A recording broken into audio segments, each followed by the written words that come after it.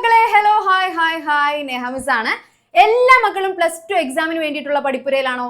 അങ്ങനെയാണെങ്കിൽ മിസ് വന്നിരിക്കുന്നത് നിങ്ങൾക്ക് +2 12ാമത്തെ ചാപ്റ്റർ, ഫിസിക്സിലെ 12ാമത്തെ ചാപ്റ്റർ. മക്കളെ ഈ കാണുന്ന അലങ്കാരപ്പണികൾ കണ്ടാൽ തന്നെ മനസ്സിലാവും ഏതാ ചാപ്റ്റർ എന്ന്. മക്കളെ 12ാമത്തെ ചാപ്റ്റർ ആറ്റംസ്. ഈ ചാപ്റ്ററിലെ എക്സാം പോയിന്റ് ഓഫ് വ്യൂവിൽ വരാൻ സാധ്യതയുള്ള ഏറ്റവും ഇമ്പോർട്ടന്റ് ആയിട്ടുള്ള കുറച്ച് ടോപ്പിക്സ് പറഞ്ഞു തരാൻ വേണ്ടിയിട്ടാണ് മിസ് വന്നിരിക്കുന്നത്.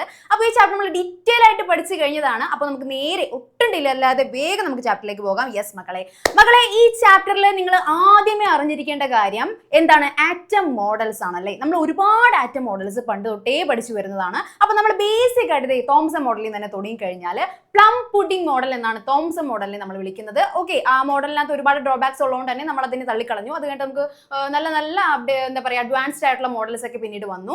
എന്നാലും എന്താണ് Thomson model, plum pudding model എന്താണെന്ന് നിങ്ങൾ അറിഞ്ഞിരിക്കണം. എന്താണ് മക്കളെ? ഒന്നുമില്ല, നമ്മുടെ പോസിറ്റീവ്ലി ചാർജ്ഡ് ആയിട്ടുള്ള നമ്മുടെ പ്രോട്ടോൺസ് എന്ന് പറയുന്ന ആൾക്കാർ എന്തായിരിക്കും? ഒരു എന്താ പറയുക കംപ്ലീറ്റ്ലി സ്പ്രെഡ് ആയിട്ടായിരിക്കും കിടക്കുന്നത് ആറ്റത്തിനകത്ത്. അവിടെ എംബഡഡ് ആയിട്ട് അല്ലെ, ഓരോ പോസിറ്റീവ് ചാർജിന് മുകളിൽ എംബഡഡ് ആയിട്ടായിരിക്കും ഇലക്ട്രോൺസ് അഥവാ നെഗറ്റീവ് ചാർജിലുള്ള പാർട്ടിക്കിൾസ് കിടക്കുന്നത് എന്നുള്ളതാണ് എന്ത് തോംസൺ മോഡലിൽ പറഞ്ഞത്. ആൻഡ് ആറ്റം എന്ന് പറയുന്നത് ഇലക്ട്രിക്കലി ന്യൂട്രൽ ആണെന്നും ആര് പറഞ്ഞു?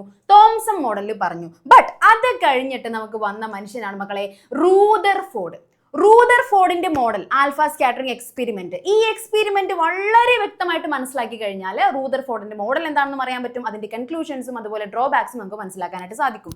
ഒന്നുമില്ല മക്കളെ, ഒരു സോഴ്സ് ഓഫ് ആൽഫ പാർട്ടിക്കിൾസിന്റെ ഒരു സോഴ്സിൽ നിന്ന് കുറേ ആൽഫ പാർട്ടിക്കിൾസിനെ ഒരു ഗോൾഡ് ഫോയിലേക്ക് ബോംബാർഡ് ചെയ്യിച്ചു. ബോംബാർഡ് ചെയ്യിക്കുക എന്ന് പറഞ്ഞാൽ ആ ഗോൾഡ് ഫോയിലേക്ക് ചെന്ന് ഹിറ്റ് ചെയ്യിപ്പിച്ചു. അങ്ങനെ ഹിറ്റ് ചെയ്തതിനെ തുടർന്ന് നമുക്ക് കാണാനായിട്ട് സാധിച്ചു ഒരുപാട് ആൽഫ പാർട്ടിക്കിൾസ് യാതൊരു തരത്തിലുള്ള ഡീവിയേഷൻസ് അല്ലെങ്കിൽ യാതൊരു തരത്തിലുള്ള ഡിസ്ട്രാക്ഷൻസും ഇല്ലാതെ നേരെ ആ ഗോൾഡ് ഫോയിലിന്റെ ഉള്ളിലൂടെ അങ്ങ് കടന്നുപോയി അല്ലെ. ഒരുപാട് particles, most of the particles എന്ന് പറയാം. അതേസമയം കുറച്ച് പാർട്ടിക്കിൾസ് എന്ത് സംഭവിച്ചെന്ന് അറിയോ മക്കളെ? ലാർജ് ആംഗിൾസിൽ സ്കാറ്റർ ചെയ്തു പോയി. ഒരു തീറ്റ ആംഗിളിലൊക്കെ സ്കാറ്റർ ചെയ്തു പോയി കുറച്ച് പേര്. അതേസമയം വളരെ കുറച്ച് പേര്, ഏകദേശം 8000-ൽ ഒരാൾ എന്നൊക്കെയുള്ള രീതിക്ക് കണക്കിൽ നോക്കിക്കഴിഞ്ഞാൽ വളരെ കുറച്ച് പേര് മാത്രം വന്ന വഴി തന്നെ അതേപോലെ തന്നെ ബൗൺസ് ചെയ്ത് തിരിച്ചു വന്നു. ഈ ഒരു രീതിക്കാണ് നമ്മൾ എക്സ്പെരിമെന്റ് കണ്ടത്. ഈ എക്സ്പെരിമെന്റിൽ നിന്ന് നമുക്ക് കുറച്ച് കൺക്ലൂഷൻസ് കിട്ടുന്നുണ്ട്. ആ കൺക്ലൂഷൻസ് ആണ് മക്കളെ ഈ കൊടുത്തിരിക്കുന്നത്. നോക്കിക്കേ, ഒരു 5 കൺക്ലൂഷൻസ് ഉണ്ട്. അതിൽ ഒന്നാമത്തെ കൺക്ലൂഷൻ ആയിട്ട് വരുന്നത് ആറ്റം എന്ന് പറയുന്നത്, ആറ്റത്തിന്റെ ഒരു ഷേപ്പ് ആയിട്ട് നമ്മൾ പറയുന്നത് ഒരു സ്ഫിയർ ഷേപ്പ് ആണ്. ആൻഡ് ആറ്റത്തിന്റെ ഡയാമീറ്റർ ഏകദേശം 10⁻⁻10 റേഞ്ചിലായിരിക്കും ആറ്റത്തിന്റെ ഡയാമീറ്റർ കിടക്കുന്നത്. അത്രയും ചെറിയ എന്താ പറയാ ഡയാമീറ്റർ അല്ലെങ്കിൽ അത്രയും ചെറിയൊരു വസ്തുവാണ് ആറ്റം എന്ന് പറയുന്നത് അല്ലെ. ഏറ്റവും ചെറിയ ബിൽഡിംഗ് മെറ്റീരിയൽ എന്നല്ലേ നമ്മൾ പറയുന്നത്. യെസ്, അപ്പൊ അത്രയും ചെറുതാണ് ആറ്റം. അതാണ് ഒന്നാമത്തെ കൺക്ലൂഷൻ. രണ്ടാമത്തത് മോസ്റ്റ് ഓഫ് ദ മാസ്, ആറ്റത്തിനകത്തുള്ള ഭൂരിഭാഗം മാസും കോൺസെൻട്രേറ്റ് ചെയ്തിരിക്കുന്നത് ആറ്റത്തിന്റെ ഏകദേശം ഒരു സെൻട്രൽ പോർഷനിലായിരിക്കും. ആ സെൻട്രൽ ഭാഗത്തിനെ നമ്മൾ വിളിക്കുന്ന പേരാണ് മക്കളെ ന്യൂക്ലിയസ്. ഓക്കെ, അപ്പൊ നിങ്ങളോട് ചോദിക്കും, നിങ്ങളുടെ എക്സാമിന് ഒരു വട്ടം ചോദിച്ചിട്ടുള്ള ഒരു ക്വസ്റ്റ്യൻ ആണ്, ന്യൂക്ലിയസിന്റെ ഡിസ്കവറി, ന്യൂക്ലിയസ് എന്ന് പറയുന്ന ഒരു വസ്തു ഉണ്ടെന്ന് കണ്ടുപിടിച്ച എക്സ്പെരിമെന്റ് ഏതാണെന്ന് ചോദിക്കും. അപ്പൊ നിങ്ങൾ എന്ത് പറയണം? റൂദർഫോർഡിന്റെ ആൽഫ പാർട്ടിക്കിൾ സ്കാറ്ററിംഗ് എക്സ്പെരിമെന്റ് ആണ് എന്നുള്ളത് എഴുതി വെച്ച് കഴിഞ്ഞാൽ നിങ്ങൾക്ക് 1 മാർക്ക് കിട്ടും. മക്കളെ മനസ്സിലായില്ലേ? യെസ്. അപ്പോ എന്താണ്? ആറ്റത്തിനകത്തുള്ള മോസ്റ്റ് ഓഫ് ദ മാസും കോൺസെൻട്രേറ്റ് ചെയ്തിരിക്കുന്നത് ഏറ്റവും സെൻട്രൽ പാർട്ടിലായിരിക്കും. അതിനെ നമ്മൾ വിളിക്കുന്ന പേരാണ് ന്യൂക്ലിയസ്. ന്യൂക്ലിയസിന്റെ റേഡിയസ് ഏകദേശം അല്ലെങ്കിൽ ഡയാമീറ്റർ ഏകദേശം വരുന്നത് 10⁻⁻15. മക്കളെ 4 അല്ല കേട്ടോ, -15 റേഞ്ചിലാണ്. -15 റേഞ്ചിൽ അത്രയും ചെറുതായിരിക്കും. ആറ്റത്തിനെ വെച്ച് നോക്കി കഴിയുമ്പോൾ നമ്മളെ ന്യൂക്ലിയസ് വളരെ ചെറുതായിരിക്കും. ഓക്കെ, ആറ്റമേ വളരെ ചെറുതാണ്, ന്യൂക്ലിയസ് അതിലും ചെറുതാണ്. ഓക്കെ, പിന്നെ മൂന്നാമത്തെ പോയിന്റ് വരുന്നത് the nucleus is surrounded by electrons. ന്യൂക്ലിയസിന് ചുറ്റുമായിരിക്കും ഇലക്ട്രോൺ ഉണ്ടാവുന്നത്. അപ്പൊ 3 കൺക്ലൂഷൻസ് മനസ്സിലായി. ആറ്റം എന്ന് പറയുന്ന ഒരു സ്ഫിയർ ഷേപ്പിൽ ഏകദേശം 10⁻⁻10 മീറ്റർ ഡയമീറ്റർ വരുന്ന ഏകദേശം ഒരു ചെറിയ സ്ഫിയർ ആയിരിക്കും ആറ്റം എന്ന് പറയുന്നത്. ആറ്റത്തിന്റെ സെൻട്രൽ ഭാഗത്തായിരിക്കും ന്യൂക്ലിയസ് ഉണ്ടാവുന്നത്. ന്യൂക്ലിയസിന്റെ റേഡിയസ് പറയുന്നത് ഏകദേശം 10⁻⁻15 റേഡിയസ് അല്ല ഡയമീറ്റർ വരുന്നത് 10⁻⁻15 മീറ്റർ ആ ഒരു റേഞ്ചിലായിരിക്കും. പിന്നെ ന്യൂക്ലിയസിന് ചുറ്റുമായിരിക്കും ഇലക്ട്രോൺസ് റിവോൾവ് ചെയ്യുന്നത്. ആൻഡ് അടുത്ത പോയിന്റ് നോക്കിക്കോളൂ. Yes, as the atom is electrically neutral, അതായത് എന്താ പറയാ ആറ്റത്തിനകത്ത് ഇലക്ട്രോൺസിന്റെ എണ്ണവും പ്രോട്ടോൺസിന്റെ എണ്ണവും ഈക്വൽ ആയിരിക്കും അല്ലെ. നമ്മൾ പറഞ്ഞു ന്യൂക്ലിയസിന്റെ അകത്തായിരിക്കും പ്രോട്ടോണും ന്യൂക്ലിയസിന്റെ ചുറ്റുമായിരിക്കും ഇലക്ട്രോൺസും. അതേസമയം ഇവർ ന്യൂട്രൽ ആണെങ്കിൽ, ആറ്റം മൊത്തത്തിൽ ന്യൂട്രൽ ആണെങ്കിൽ ഇലക്ട്രോൺസിന്റെ എണ്ണവും പ്രോട്ടോൺസിന്റെ എണ്ണവും ഈക്വൽ ആയിരിക്കും. കാരണം എന്താ? ഇലക്ട്രോൺസിന് നെഗറ്റീവ് ചാർജും പ്രോട്ടോൺസിന് പോസിറ്റീവ് ചാർജുമാണ്. അപ്പോൾ അവർ ഈക്വൽ ആൻഡ് ഓപ്പോസിറ്റ് ആണെങ്കിൽ മാത്രമേ മൊത്തത്തിൽ നമ്മുടെ ആറ്റം ന്യൂട്രൽ ആയി മാറുള്ളൂ. ഓക്കെ, അപ്പൊ അതാണ് 4ാമത്തെ പോയിന്റ് വരുന്നത്, ആറ്റം ന്യൂട്രൽ ആണ്. യെസ്. 5ാമത്തെ പോയിന്റിൽ വരുന്നത് ഇലക്ട്രോൺസ് ആറ്റത്തിന് ചുറ്റും ഒരു സർക്കുലാർ പാത്തിൽ ഇങ്ങനെ കറങ്ങിക്കൊണ്ടിരിക്കുകയാണ് അല്ലേ. സർക്കുലാർ പാത്തിൽ കറങ്ങുന്നവർക്ക് എന്ത് ഫോഴ്സ് ഉണ്ടായിരിക്കും മക്കളെ? സെൻട്രിപെറ്റൽ ഫോഴ്സ് ഉണ്ടായിരിക്കും. ഈ സെൻട്രിപെറ്റൽ ഫോഴ്സ് ഈ ഇലക്ട്രോൺസിന് പ്രൊവൈഡ് ചെയ്യുന്നത് ആരായിരിക്കും അറിയോ മക്കളെ? ഇലക്ട്രോൺസും പ്രോട്ടോൺസും തമ്മിൽ ഉണ്ടാകുന്ന ഇലക്ട്രോസ്റ്റാറ്റിക് ഫോഴ്സ് ഓഫ് അട്രാക്ഷൻ ആയിരിക്കും ഇവിടെ ആറ്റത്തിനകത്ത് ഇലക്ട്രോൺസിന് വേണ്ടുന്ന സെൻട്രിപെറ്റൽ ഫോഴ്സ് പ്രൊവൈഡ് ചെയ്യുന്നത്. ആൻഡ് നമുക്ക് മനസ്സിലാക്കാൻ പറ്റും ആറ്റത്തിന്റെ അകത്ത് ഭൂരിഭാഗം ഭാഗവും, അതായത് ആറ്റത്തിന്റെ അകത്ത് മോസ്റ്റ് ഓഫ് ദ ഏരിയയും എംപ്റ്റി ആണ്. മനസ്സിലായോ? എംപ്റ്റി ആണ്. അങ്ങനെ എംപ്റ്റി ആയതുകൊണ്ട് മാത്രമാണ് നമ്മുടെ ആൽഫ പാർട്ടിക്കിൾസ് ഇങ്ങനെ വന്ന് ഗോൾഡ് ഫോയിൽ അടിച്ചു കഴിഞ്ഞപ്പോൾ മോസ്റ്റ് ഓഫ് ദ പാർട്ടിക്കിൾസും യാതൊരു തരത്തിലുള്ള ഡിസ്ട്രാക്ഷൻസ് ഇല്ലാണ്ട് നേരെ അങ്ങ് കടന്നുപോയത്. എന്താ? ആരുമില്ല തടയാനായിട്ട്. മൊത്തം എംപ്റ്റിയാ, അല്ല മൊത്തമല്ല, മോസ്റ്റ് ഓഫ് ദ പാർട്സും എംപ്റ്റിയാ. അതുകൊണ്ട് തടയാൻ ആരുമില്ലാത്തതുകൊണ്ട് തന്നെ അവർ നേരെ അങ്ങ് കടന്നുപോയി മോസ്റ്റ് ഓഫ് ദ പാർട്ടിക്കിൾസ്. അപ്പോൾ അഞ്ചാമത്തെ പോയിന്റ് വരുന്നത് ആറ്റത്തിന്റെ ഉള്ളിൽ മോസ്റ്റ് ഓഫ് ദ ഏരിയയും മോസ്റ്റ് ഓഫ് ദ സ്പേസും എംപ്റ്റി സ്പേസ് ആണ്. യെസ്. അപ്പൊ 5 കൺക്ലൂഷൻസ് ആണ് റൂദർഫോർഡിന്റെ ആറ്റം മോഡലിൽ നമുക്ക് മനസ്സിലാക്കാനായിട്ട് സാധിക്കുന്നത്. യെസ്. നെക്സ്റ്റ് പറയുന്നത് magnitude of repulsive force between alpha particles and gold foil. ഇങ്ങനെ വരുന്ന ആൽഫ പാർട്ടിക്കിൾസ്, ആ ആൽഫ പാർട്ടിക്കിൾസും അതുപോലെ തന്നെ ഗോൾഡ് ഫോയിലും. ഗോൾഡ് ഫോയിലിന്റെ ന്യൂക്ലിയസും എന്ത് തന്നെയാണ്? പ്ലസ് ചാർജിലുള്ളതാണ്. അതേ സമയത്ത് ആൽഫ പാർട്ടിക്കിൾ വരുന്ന ആൽഫ പാർട്ടിക്കിൾസും എന്താണ്? പ്ലസ് ചാർജിലുള്ളവരാണ്. ഇവർ രണ്ടുപേരും തമ്മിലുള്ള റിപ്പൾസീവ് ഫോഴ്സ് പ്ലസ് ആകുമ്പോൾ റിപ്പൾസീവ് ഫോഴ്സ് ആയിരിക്കും. ആ റിപ്പൾസീവ് ഫോഴ്സിന്റെ മാഗ്നിറ്റ്യൂഡ് എത്രയാണെന്നാണ് ഈ കൊടുത്തിരിക്കുന്നത്. ഒന്നുമില്ല മക്കളെ, നോക്കിക്കോളൂ.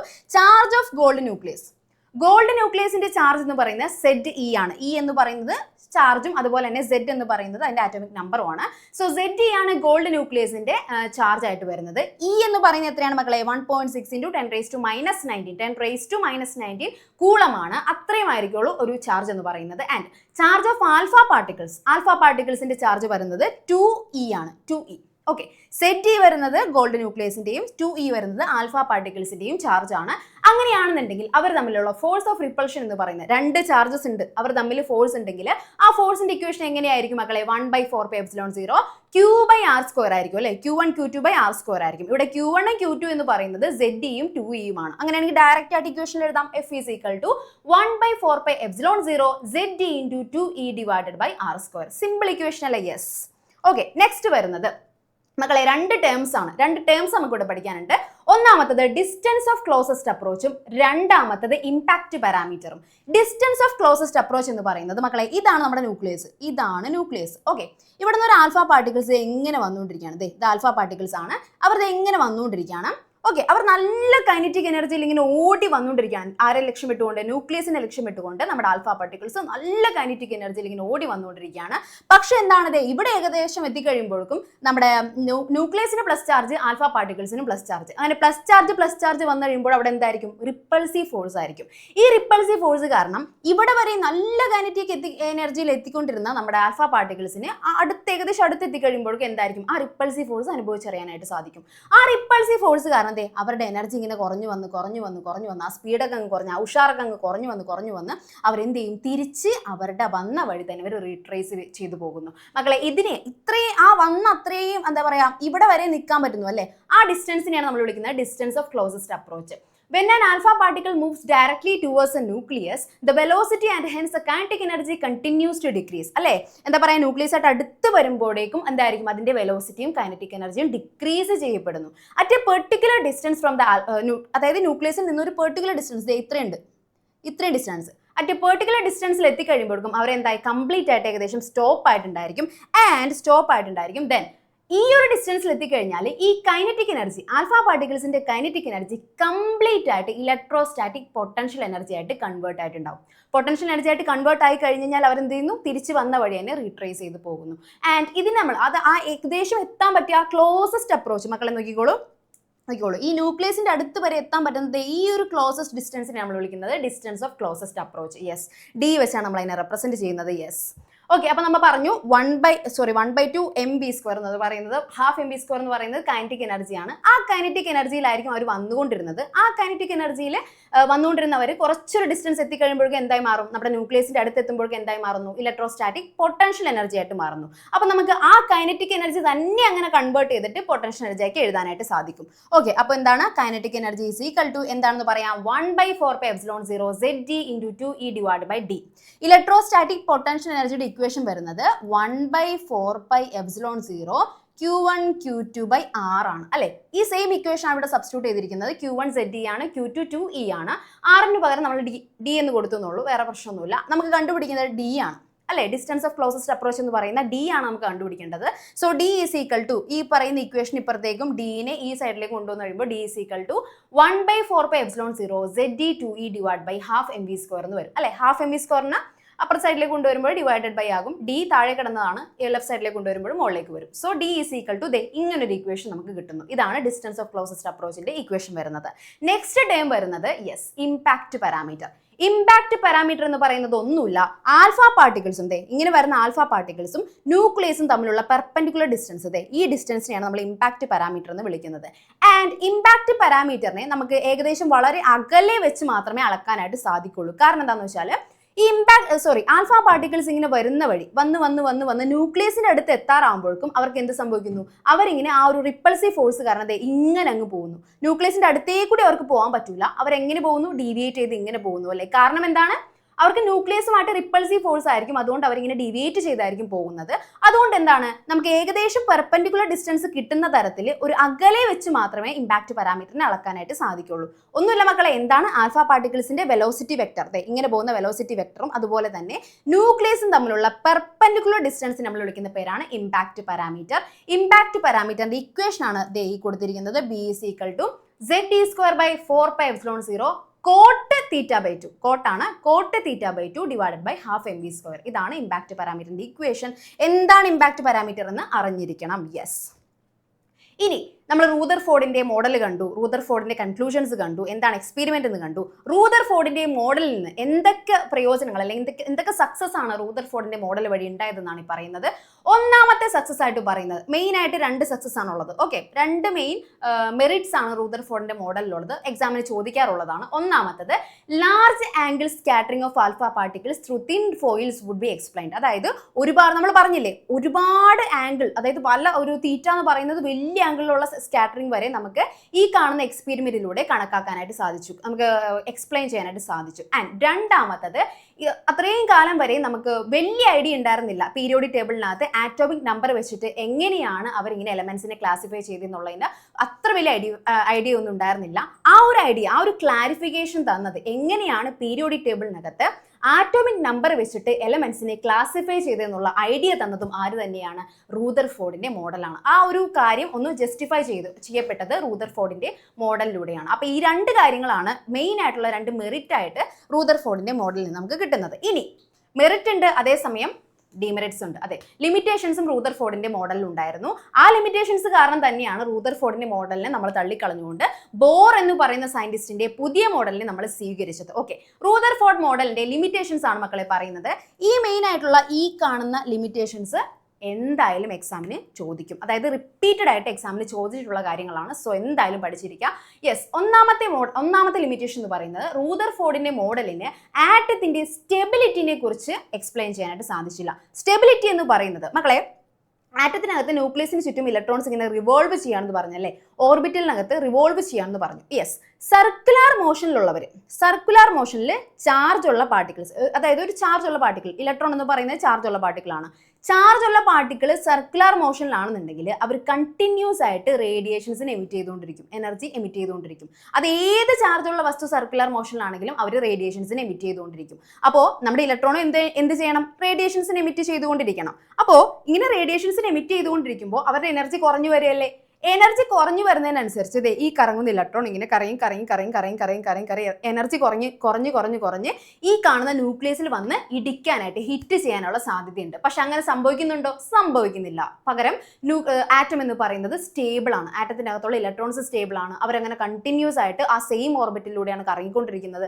അപ്പോൾ ആ ഒരു സ്റ്റെബിലിറ്റിനെ കുറിച്ച് എക്സ്പ്ലെയിൻ ചെയ്യാനായിട്ട് ആർക്ക് സാധിച്ചില്ല? റൂദർഫോർഡിന്റെ മോഡലിന് സാധിച്ചില്ല. രണ്ടാമത്തെ കാര്യം എന്ന് പറയുന്നത്, റൂദർഫോർഡിന് എന്ത് സാധിച്ചില്ല മക്കളെ? സ്പെക്ട്രംസ്, അതായത് ലൈൻ സ്പെക്ട്രംസ്, ആറ്റത്തിന്റെ സ്പെക്ട്രത്തെ കുറിച്ച് എക്സ്പ്ലെയിൻ ചെയ്യാനും റൂദർഫോർഡിന്റെ മോഡലിന് സാധിച്ചില്ല എന്ന് തന്നെ പറയാം. അതായത് എല്ലാ പോസിബിൾ റേഡിയേഷൻസും അത് എമിറ്റ് ചെയ്തുകൊണ്ടിരിക്കുകയാണ്. അങ്ങനെയാണെങ്കിൽ നമുക്ക് സ്പെക്ട്രം കണ്ടിന്യൂസ് സ്പെക്ട്രം ആയിട്ടല്ലേ കിട്ടുള്ളൂ. എല്ലാ പോസിബിൾ ഫ്രീക്വൻസിയിലുള്ള റേഡിയേഷൻസും എമിറ്റ് ചെയ്യുന്നതായിട്ടായിരിക്കുള്ളൂ റൂദർഫോർഡിന്റെ മോഡലിൽ പറഞ്ഞത്. അങ്ങനെ എമിറ്റ് ചെയ്താൽ കണ്ടിന്യൂസ് സ്പെക്ട്രമേ നമുക്ക് കിട്ടുള്ളൂ. പക്ഷേ എന്താണ്, ഹൈഡ്രജന്റെ ആ ഒരു സ്പെക്ട്രം കണ്ടപ്പോൾ തന്നെ നമുക്ക് മനസ്സിലാവും അത് ലൈൻ സ്പെക്ട്രം ആണല്ലേ. ആ ലൈൻ സ്പെക്ട്രത്തെ കുറിച്ച് എക്സ്പ്ലെയിൻ ചെയ്യാൻ ആർക്ക് സാധിച്ചില്ല മക്കളെ? ഈ റൂദർഫോർഡ് എന്ന് പറയുന്ന സയന്റിസ്റ്റിന് സാധിച്ചില്ല. യെസ്, അപ്പൊ ഇത് രണ്ടുമാണ് മെയിൻ ആയിട്ടുള്ള ലിമിറ്റേഷൻസ് ആയിട്ട് വരുന്നത്. ഈ രണ്ട് ലിമിറ്റേഷൻസും നിർബന്ധമായിട്ടും പഠിച്ചിരിക്കുക. യെസ്, അടുത്ത വന്ന ആളാണ് മക്കളെ, അടുത്ത വന്ന സയന്റിസ്റ്റ്, അടുത്ത മോഡലുമായിട്ട് നമ്മളുടെ മുന്നോട്ട് വന്ന സയന്റിസ്റ്റ് ആണ് ബോർ എന്ന് പറയുന്ന സയന്റിസ്റ്റ്. ബോറിന്റെ ഹൈഡ്രജൻ മോഡൽ എന്ന് പറയുന്നത് വളരെ പ്രധാനപ്പെട്ട ഒരു കോൺട്രിബ്യൂഷൻ ആയിരുന്നു. അപ്പൊ ബോറിന് 3 പോസ്റ്റ്ലേറ്റ്സ് ആണുള്ളത്. ബോർ മോഡലിന് 3 പോസ്റ്റ്ലേറ്റ്സ് ആണുള്ളത്. ഈ 3 പോസ്റ്റ്ലേറ്റ്സും റിപ്പീറ്റഡ് ആയിട്ട് എക്സാമിന് ചോദിച്ചിട്ടുള്ളതാണ്. നിർബന്ധമായിട്ടും പഠിച്ചിരിക്കുക. യെസ്, ഒന്നാമത്തെ പോസ്റ്റ്ലേറ്റ് എന്ന് പറയുന്നത് electron in an atom can revolve in certain stable orbit without radiating energy. അതായത് അവര് ഈ കാണുന്ന ഓർബിറ്റിലൂടെ ഇങ്ങനെ കറങ്ങുന്നു, സർക്കുലർ മോഷനിൽ തന്നെയാണ് കറങ്ങുന്നത്. പക്ഷേ ആ ഓർബിറ്റിന് ഒരു പ്രത്യേകതയുണ്ട്. ഈ ഓർബിറ്റ് സ്റ്റേഷനറി ഓർബിറ്റ്സ് ആയിരിക്കും. അതിന്റെ പ്രത്യേകത എന്താ വെച്ച് കഴിഞ്ഞാൽ അവർ എനർജി ഒരിക്കലും റേഡിയേറ്റ് ചെയ്യുന്നില്ല. എനർജി റേഡിയേറ്റ് ചെയ്താലല്ലേ എനർജി കുറയുള്ളൂ, നമ്മുടെ ന്യൂക്ലിയസിൽ വന്ന് ഇടിക്കുള്ളൂ. പക്ഷേ ഈ ഓർബിറ്റൽസ് ഒരു കാരണവശാലും എനർജിനെ റേഡിയേറ്റ് ചെയ്യുന്നില്ല. അവർ നമ്മൾ വിളിക്കുന്ന പേരാണ് സ്റ്റേഷനറി ഓർബിറ്റ്. സ്റ്റേഷനറി ഓർബിറ്റ് ആയതുകൊണ്ട് തന്നെ എന്താണ്, ഇലക്ട്രോൺസ് സ്റ്റേബിൾ ആണെന്നുള്ള കാര്യം മനസ്സിലാക്കാനായിട്ട്, ആറ്റംസ് സ്റ്റേബിൾ ആണെന്നുള്ള കാര്യം നമുക്ക് മനസ്സിലാക്കാനായിട്ട് സാധിച്ചു. ഓക്കെ, അപ്പൊ നമ്മുടെ ആ ഒരു ലിമിറ്റേഷൻ അപ്പൊ തന്നെ അവിടെ കോമ്പൻസേറ്റ് ചെയ്ത് പോയി. ഓക്കെ, രണ്ടാമത്തെ പോസ്റ്റ്ലേറ്റ് ആയിട്ട് വരുന്നത് ഇലക്ട്രോൺസ് ഒരു ഓർബിറ്റിലൂടെ റിവോൾവ് ചെയ്യണമെങ്കിൽ ആ ഓർബിറ്റലിന്റെ ആംഗുലർ മൊമെന്റം എന്ന് പറയുന്നത് എപ്പോഴും h/2π ഇന്റഗ്രൽ മൾട്ടിപ്പിൾ ആയിരിക്കണം. ഓക്കെ, ആംഗുലർ മൊമെന്റം L ആണ്. L എന്ന് പറയുന്നത് എപ്പോഴും h/2π ഇന്റഗ്രൽ മൾട്ടിപ്പിൾ ആണെങ്കിൽ മാത്രമേ ആ ഒരു ഓർബിറ്റിലൂടെ ഇലക്ട്രോൺസിന് റിവോൾവ് ചെയ്യാൻ പറ്റുള്ളൂ. ഇതിനെയാണ് നമ്മൾ രണ്ടാമത്തെ പോസ്റ്റ്ലേറ്റ് ആയിട്ട് പറയുന്നത്. Yes, L = n × h/2π. n എന്ന് പറയുന്നത് ഇന്റഗ്രൽ ആണ്. 1 2 3 അങ്ങനെ പോകും. പക്ഷെ ഇവിടെ n എന്ന് പറയുന്നത് വെറും ഇന്റഗ്രൽ മാത്രമല്ല, അതിവിടെ പ്രിൻസിപ്പൽ കോണ്ടന്റ് നമ്പർ ആണ്. ഫസ്റ്റ് ഷെല്ലിലെ ആംഗുലർ മൊമെന്റം കാണാനായിട്ട് നമ്മൾ n ന് 1 ഇട്ട് കൊടുക്കുക. സെക്കൻഡ് ഷെല്ലാണെങ്കിൽ 2 ആയിരിക്കും. തേർഡ് ഷെല്ലാണെങ്കിൽ 3 ആയിരിക്കും. അങ്ങനെ പ്രിൻസിപ്പൽ കോണ്ടന്റ് നമ്പേഴ്സ് ആണ് ഇവിടെ n ആയിട്ട് വരുന്നത്. സോ L = nh/2π എന്ന് പറയുന്ന ആ ഒരു ഫോർമാറ്റിലായിരിക്കണം എപ്പോഴും ഓർബിറ്റൽസിന്റെ എന്ത് വരുന്നത്, ആംഗുലർ മൊമെന്റം വരേണ്ടത്. യെസ്, വളരെ ഇമ്പോർട്ടന്റ് ആയിട്ടുള്ള ഒരു പോയിന്റ് ആണ് കേട്ടോ മക്കളെ. യെസ്, അപ്പോൾ 3 പോസ്റ്റ്ലേറ്റ്സും വളരെ ഇമ്പോർട്ടന്റ് ആണ്. ആൻഡ് ഈ സെക്കൻഡ് പോസ്റ്റ്ലേറ്റ് വെച്ചിട്ട് നമുക്ക് ഒരു ചെറിയ ഒരു എക്സ്പ്ലനേഷൻ പഠിക്കാനുണ്ട്. അതുകൊണ്ട് ഇത് കുറച്ചും കൂടി ഇമ്പോർട്ടന്റ് ആണ്. ആൻഡ് തേർഡ് പോസ്റ്റ്ലേറ്റ് ആയിട്ട് വരുന്നത് electrons might make transitions from one orbit to lower orbit. അതായത് ഇലക്ട്രോൺസ് എപ്പോഴും ട്രാൻസിഷൻസ് നടത്തിക്കൊണ്ടിരിക്കും അല്ലെ. എനർജി കിട്ടുന്നതും എനർജി ലൂസ് ആവുന്നതിനനുസരിച്ച് ഇലക്ട്രോൺസ് ട്രാൻസിഷൻസ് നടത്തിക്കൊണ്ടിരിക്കും. അവർ എക്സൈറ്റ് ചെയ്യപ്പെടുന്നു, അത് കഴിഞ്ഞിട്ട് എനർജി റിലീസ് ചെയ്തുകൊണ്ട് താഴേക്ക് ഗ്രൗണ്ട് സ്റ്റേറ്റിലേക്ക് വരുന്നു. നമ്മൾ എമിഷൻ സ്പെക്ട്രം അബ്സോർഷൻ സ്പെക്ട്രം ഒക്കെ പഠിക്കുന്നതാണ്. സോ നമുക്കറിയാം ഇലക്ട്രോൺസ് എപ്പോഴും ട്രാൻസിഷൻസ് നടത്തിക്കൊണ്ടിരിക്കും. അപ്പോൾ അവർ ട്രാൻസ്മിറ്റ് ചെയ്യുമ്പോൾ അപ്പർ ഷെല്ലിൽ നിന്ന് ലോവർ ഷെല്ലിലേക്ക് അവരിങ്ങനെ ചാടി വരുമ്പോൾ എന്തായിരിക്കും, കുറച്ച് എനർജി അവർ റിലീസ് ചെയ്തിട്ടുണ്ടാവണം. ആ റിലീസ് ചെയ്ത എനർജി ഇത്രയുമായിരിക്കും മക്കളെ.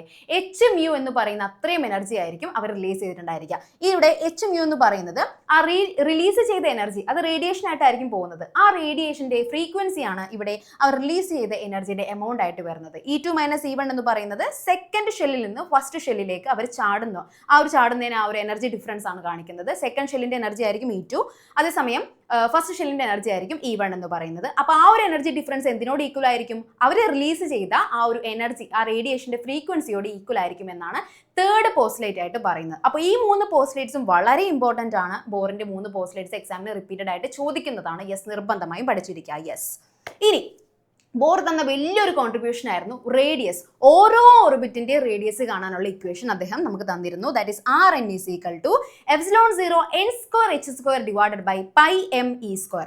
ഈ ഒരു ഇക്വേഷൻ ഉപയോഗിച്ചിട്ട് നമുക്ക് എന്ത് കാണാൻ പറ്റും, എന്തായാലും റേഡിയസ് കാണാനുള്ള ആ ഒരു ഇക്വേഷൻ ആണത്. അപ്പോൾ n എന്ന് പറയുന്നത് 1 ആയി കഴിഞ്ഞാൽ നമുക്ക് ഫസ്റ്റ് ഓർബിറ്റിന്റെ റേഡിയസ് കാണാം. n 2 ആയാൽ സെക്കൻഡ് ഓർബിറ്റിന്റെ റേഡിയസ് കാണാം. അപ്പോൾ എല്ലാ ഓർബിറ്റിന്റെ റേഡിയസും നമുക്ക് ഈ ഒരു ഇക്വേഷൻ ഉപയോഗിച്ചിട്ട് കാണാനായിട്ട് സാധിക്കും. ε0 എന്ന് പറയുന്നത് പെർമിറ്റിവിറ്റി ഓഫ് ഫ്രീ സ്പേസ് ആണ്.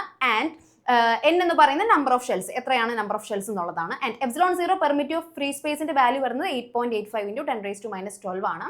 ആൻഡ് n എന്ന് പറയുന്നത് n എത്രയാണോ, 1 ആവാം 2 ആവാം 3 ആവാം, പ്രിൻസിപ്പൽ കോണ്ടന്റ് നമ്പർ ആണ്. ഏത് ഷെല്ലിന്റെ വേണമെങ്കിലും നമുക്ക് കണ്ടുപിടിക്കാം.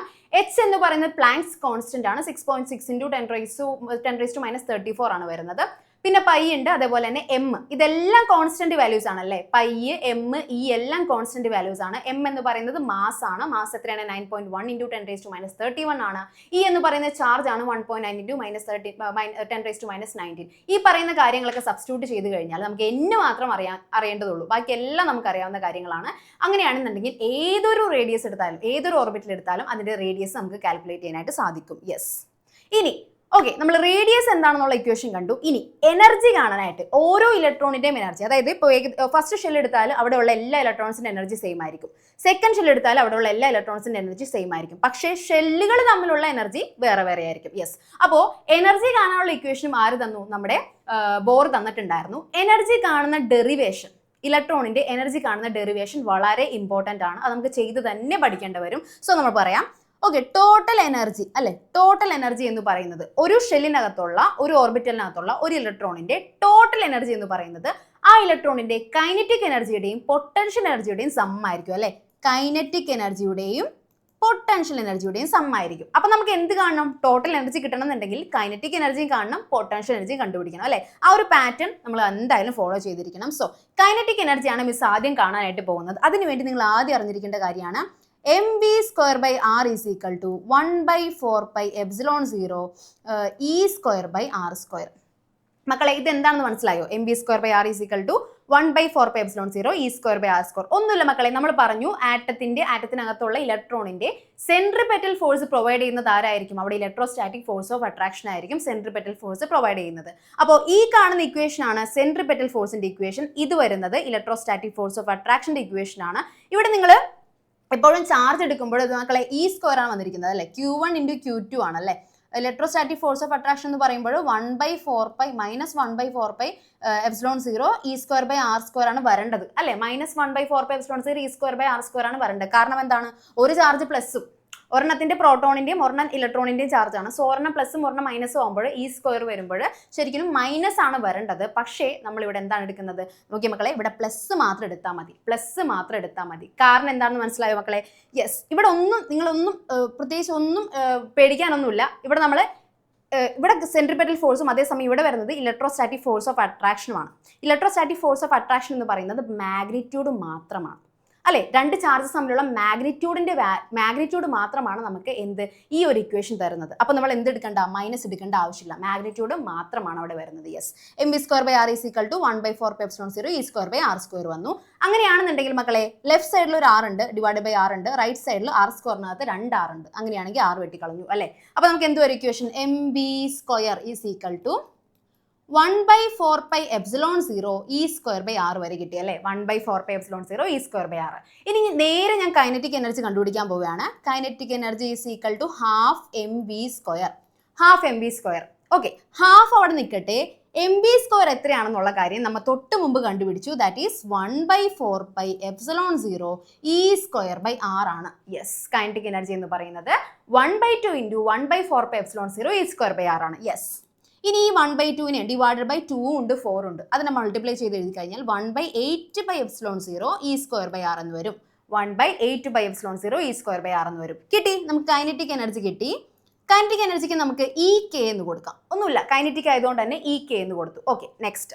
ഇനി പൊട്ടൻഷ്യൽ എനർജി എന്ന് പറയുന്നത് EP എന്ന് കൊടുക്കുകയാണ് മിസ്.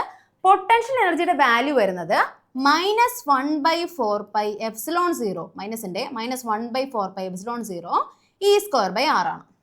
-1/4πε0 e²/r ആണ് പൊട്ടൻഷ്യൽ എനർജിയുടെ ഇക്വേഷൻ വരുന്നത്. ഇനി നമുക്ക് എന്ത് കണ്ടുപിടിക്കാം? കൈനറ്റിക് എനർജി കിട്ടി, പൊട്ടൻഷ്യൽ എനർജിയും കിട്ടി. അങ്ങനെയാണെന്നുണ്ടെങ്കിൽ ഇവ രണ്ടുപേരെയും സമ്മ് ചെയ്തുകൊണ്ട് നമുക്ക് ടോട്ടൽ എനർജി കണ്ടുപിടിക്കാം. Total energy is equal to ഇലക്ട്രോണിന്റെ ആയതുകൊണ്ട് തന്നെ nth നമ്പർ ഓഫ് ഷെല്ലിന്റെ ആയതുകൊണ്ട് തന്നെ നമ്മൾ എന്ത് എഴുതാണ്? En എന്ന് എഴുതാണ്. Which is equal to EK plus EN.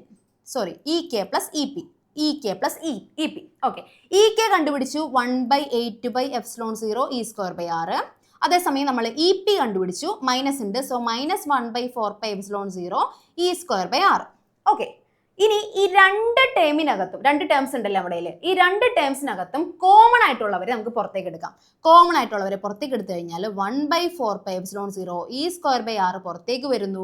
And ഈ ഫസ്റ്റ് ടേമിനകത്ത് 1/4πε0 e²/r പുറത്തേക്ക് വന്നു കഴിഞ്ഞാൽ ബാക്കിയുള്ളത് 1/2 മാത്രമാണ് അല്ലെ. 1/2 × 1/4 ആണല്ലോ 1/8. അപ്പോൾ 1/4 പുറത്തേക്ക് വന്നാൽ ബാക്കിയുള്ളത് 1/2 ആണ്. ഓക്കെ, 1/2 മൈനസ് സെക്കൻഡ് ടൈമിനകത്തുള്ള എല്ലാവരും നമ്മൾ പുറത്തേക്ക് എടുത്തു. എല്ലാവരും പുറത്തേക്ക് വന്നു കഴിഞ്ഞാൽ ബാക്കി ആര് മാത്രമേ ഉണ്ടാവുള്ളൂ? 1 മാത്രമേ ഉണ്ടാവുള്ളൂ. യെസ്, അങ്ങനെയാണെങ്കിൽ നമുക്ക് എഴുതാം 1/4πε0 e square by r 1/2 minus 1 1/2 minus 1. അതായത് ചെറിയ സംഖ്യയിൽ നിന്ന് വലിയ സംഖ്യ കുറച്ച് കഴിഞ്ഞാൽ നമ്മൾ എന്ത് ചെയ്യണം? വലുതിൽ നിന്ന് ചെറുത് കുറച്ചിട്ട് വലുതിന്റെ സിമ്പിൾ ഇടാം. സോ 1ൽ നിന്ന് 1/2 കുറക്കുക, അപ്പൊ എന്ത് കിട്ടും? 1/2 തന്നെ കിട്ടും. വലുതിന്റെ സിമ്പിൾ എന്ന് പറയുമ്പോൾ 1ന്റെ simple, that is minus. So minus 1/2. Okay, അപ്പൊ നമുക്ക് എന്ത് കിട്ടുന്നു? യെസ്, ഒന്നുമില്ല, നേരത്തെ കണ്ടുപിടിച്ച അതേ കാര്യം തന്നെ. മൈനസ് ഫ്രണ്ടിലേക്ക് എടുത്ത് എഴുതി 1/4 × 2. So 8πε0 e square by r.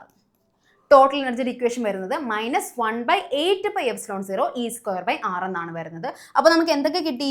En കിട്ടി, Ek കിട്ടി, അതുപോലെ തന്നെ Ep കിട്ടി. കൈനറ്റിക് എനർജി കിട്ടി, പൊട്ടൻഷ്യൽ എനർജി കിട്ടി, അതുപോലെ തന്നെ ടോട്ടൽ എനർജിയും കിട്ടി. ഈ മൂന്ന് റിലേഷൻസും കൈനറ്റിക് എനർജിയുടെയും പൊട്ടൻഷ്യൽ എനർജിയുടെയും അതുപോലെ തന്നെ ടോട്ടൽ എനർജിയുടെയും 3 റിലേഷൻസ് കണ്ടു കഴിഞ്ഞാൽ നമുക്ക് എന്ത് കാര്യം മനസ്സിലാക്കാൻ പറ്റും മക്കളെ? ഇവർ 3 പേരും പരസ്പരം ഏതോ ഒരു റിലേഷനിൽ റിലേറ്റഡ് ആണല്ലേ. എല്ലാവരിലും കാണുന്നത് സെയിം ടേംസ് തന്നെയാണല്ലേ, ചെറിയ എന്തൊക്കെയോ വ്യത്യാസം മാത്രമേ ഉള്ളൂ.